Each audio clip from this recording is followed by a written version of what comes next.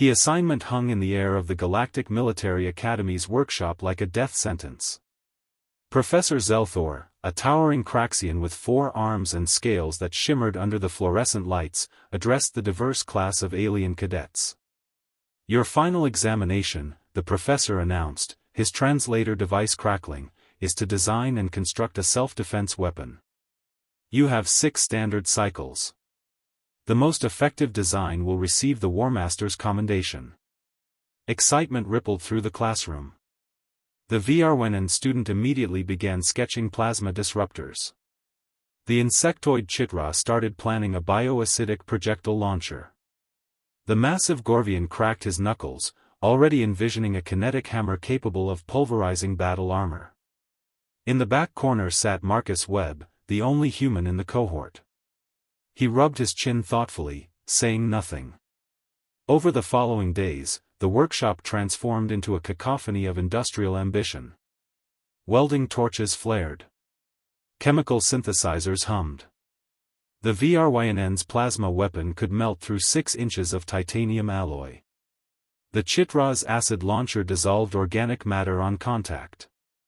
The Gorvian's hammer generated shockwaves that could rupture internal organs through armor.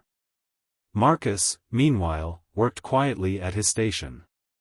His classmates occasionally glanced over, confusion evident on their alien features. The human wasn't building any weapon at all.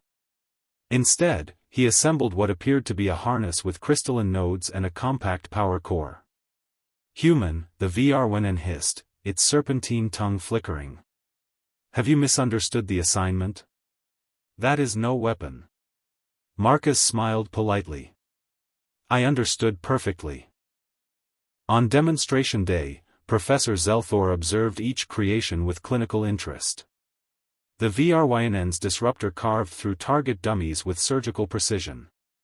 The Chitra's launcher reduced synthetic flesh to bubbling liquid. The Gorvian's hammer left crater-sized dents in reinforced walls. Then came Marcus's turn. The human stepped into the testing arena wearing his harness. Professor Zelthor's mandibles clicked with confusion. "Cadet Webb, you were instructed to create a weapon, not armor." "With respect, Professor," Marcus replied, tapping a control on his wrist, "I created the best self-defense tool possible." The crystalline nodes flared to life. A shimmering field of translucent energy enveloped Marcus completely, forming a perfect sphere around him. It pulsed with a soft blue luminescence. Professor Zelthor's eyes narrowed. "Interesting. But how does this qualify as?"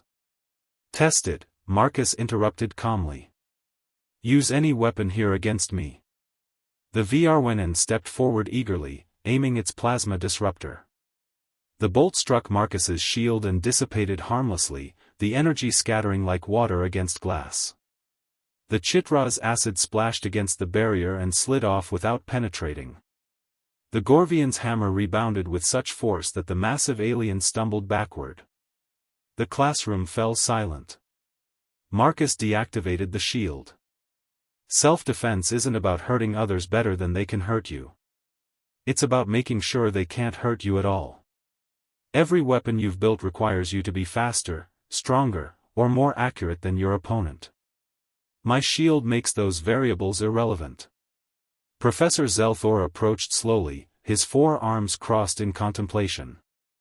"But surely, given enough power, the shield can be overwhelmed? The more energy you throw at it, the more it absorbs and redistributes," Marcus explained. "It's based on adaptive field dynamics. Within its operational parameters, there's no conventional attack that can breach it." "And the power core?" "Runs for 72 hours on a single charge." The VRYNN scales rippled with what might have been respect. "You have rendered offense obsolete." Marcus shrugged. "Where I come from, we learned long ago that the best way to win a fight is to make fighting pointless. Besides," he grinned, "if nobody can hurt each other, maybe we'd all spend less time building weapons and more time building something useful." Professor Zelthor was quiet for a long moment. Then his translator crackled with something that sounded almost like laughter.